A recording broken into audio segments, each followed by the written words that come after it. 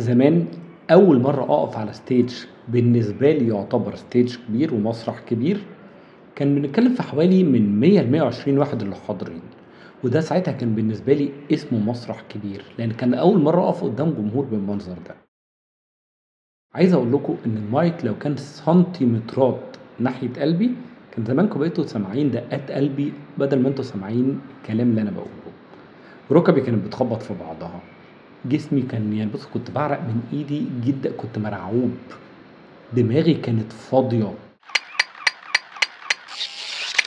حرفيًا كنت عامل زي الحلم بتاع الولد اللي واقف في نُص المدرسة بلبوص والمدرسة كلها بتشاور عليه وتضحك. المفاجأة إن دي كانت واحدة من أحسن المرات اللي وقفت فيها على مسرح.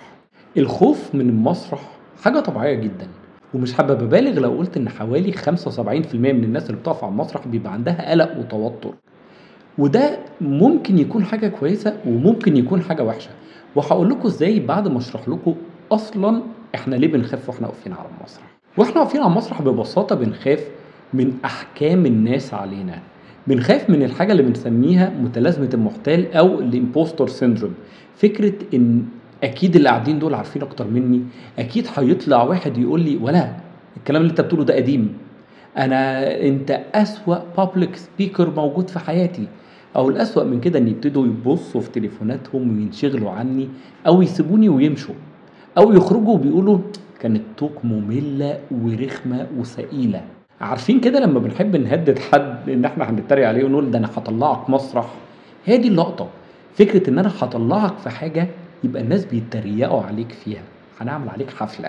طب كده عرفنا إحنا ليه بنخاف وإحنا واقفين على المسرح، واستنوا معايا لآخر الفيديو لأن هاقول لكم إزاي نقدر نتخطى الخوف ده. بس عايز أسألكم، قُلت لكم من شوية إن ممكن يكون الخوف ده حاجة إيجابية، عارفين إزاي؟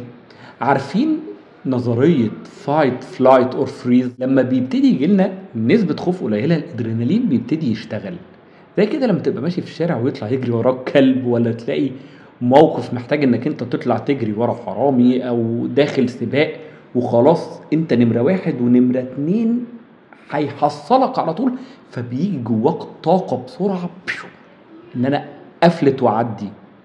ده الخوف الإيجابي اللي بيحفّز الأدرينالين، فبيخلّيني أطلّع حاجات أحلى من الموجودة عندي، وحاجات أنا يمكن ما كنتش عارف إن هي موجودة عندي.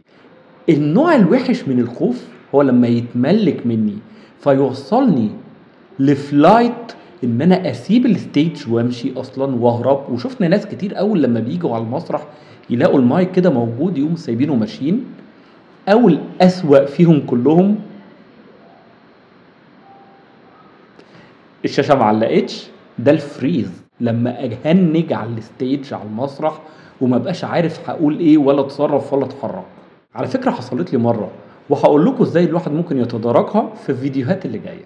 أقدر إزاي أتخلّص من الخوف والرهبة اللي بيبقوا موجودين وأنا واقف على الstage؟ خلّيني أقول لكم بكل بساطة التكرار يعلّم الشطّار مش الحمار، وسجّلوا فيديوز لنفسكم، اقفوا قدّام المراية وكلّموا نفسكم، هاتوا 3، 4 من صحابكم اللي أنتم بتثقوا فيهم اتمرّنوا قدّامهم مرّة و2 و3 و4. التكرار ده بيخلّي المعلومة والكلام اللي أنا هاقوله يثبت هنا، ولمّا هيثبت هنا هيطلع بتلقائية من بُقّي.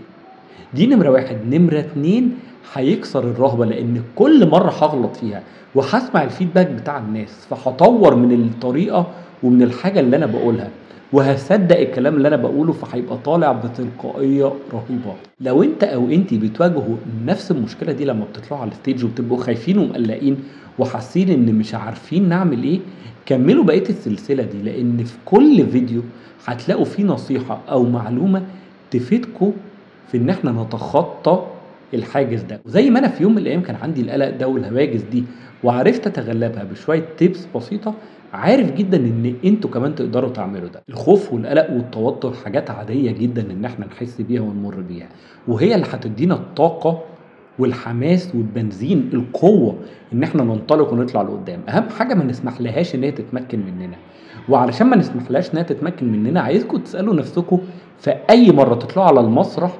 السؤال ده، بدل ما تسألوا نفسكم أنا عايز أقول إيه للناس، اسألوا أنا عايز أقوله ليه للناس. لما هتعرفوا ليه هيبقى عندكم حافز، هيبقى عندكم هدف. بدل ما عندي وسيله اللي هي الكلام اللي انا هقوله، هيبقى عندي هدف، وهي المرحله اللي قدامي هيوصل لها لما يسمع الكلام اللي انا حابب اقوله له. ما تنسوش قبل ما تقفلوا الفيديو تعملوا سبسكرايب، تشتركوا في القناه وتفعلوا زر الجرس، وتعملوا فورورد للفيديو ده لاي حد انتوا عارفين انه بيقف على الستيج كتير وبيحتاج انه يتفرج عليه.